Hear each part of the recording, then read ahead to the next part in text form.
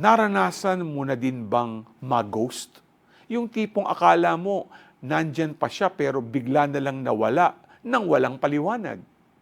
Naranasan ko na ito sa aking buhay panalangin. Napapatanong ako, Lord, nakikinig ka ba? Bakit di kita maramdaman? Subalit, sinasabi sa ating gospel, the Word was made flesh. Kaya pala may mga pagkakataon na hindi natin siya maramdaman sa panalangin sapagkat hindi lamang siya matatagpuan sa mga bahay dalanginan. He is present sa lahat ng tao, kasundo mo man o hindi. He is present sa masasakit at magaganda nating karanasan. Sa bawat araw, tao o maging sitwasyon, God is there speaking to us. The question is, handa ka bang makinig? G ka ba?